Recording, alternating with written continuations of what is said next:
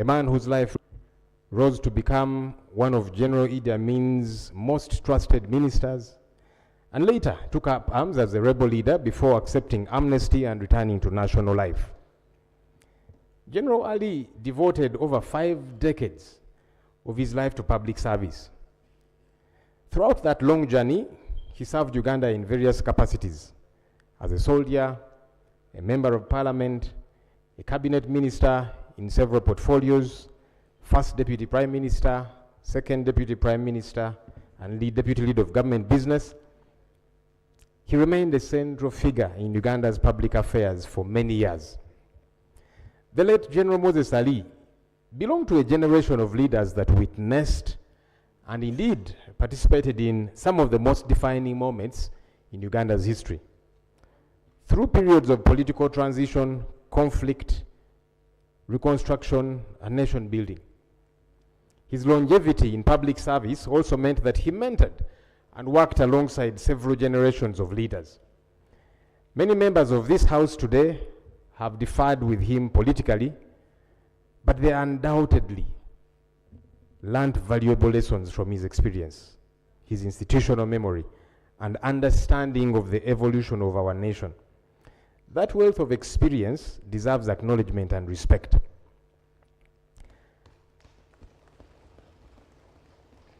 Public service is one of the noblest callings. It demands sacrifice, resilience, and commitment.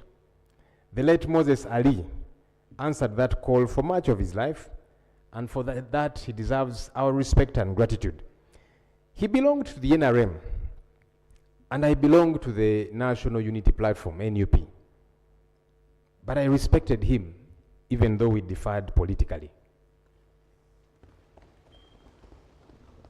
I didn't even agree with the idea of him running for office again, yet he was unwell and needed to take a break.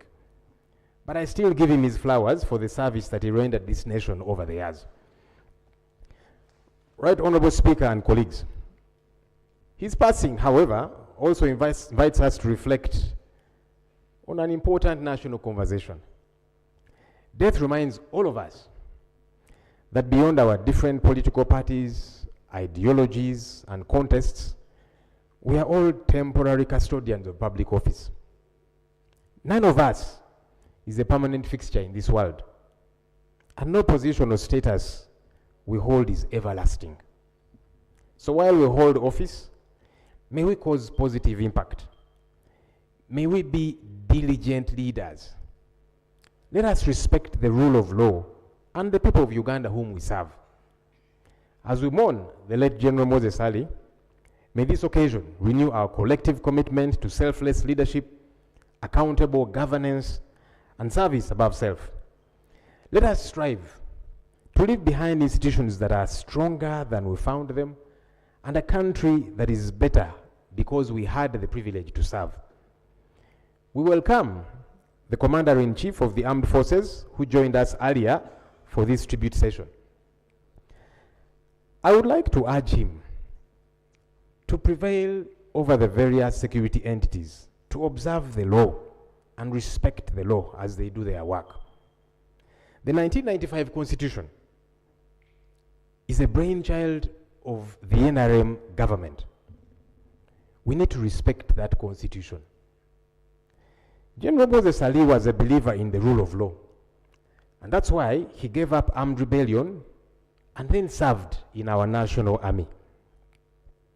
Anyone, whether a leader or an ordinary citizen, can be suspected by the state to have committed any offense, but they ought to be apprehended as the law stipulates, detained in a gazetted detention facility, and produced in court within 48 hours.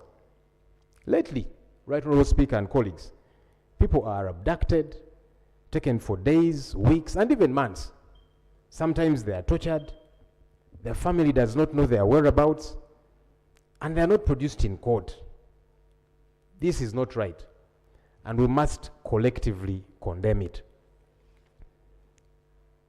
On behalf of the opposition, I extend our deepest condolences to the family of the late Right Honorable General Moses Ali, the people of Adjumani, the Muslim faith which he professed, the Nubian community, which he loved dearly, his friends and colleagues, and all Ugandans who mourn his passing. May they find comfort in the years he dedicated to serving this our country. May God grant General Moses Ali eternal rest and comfort his family in this very trying time. For God and my country.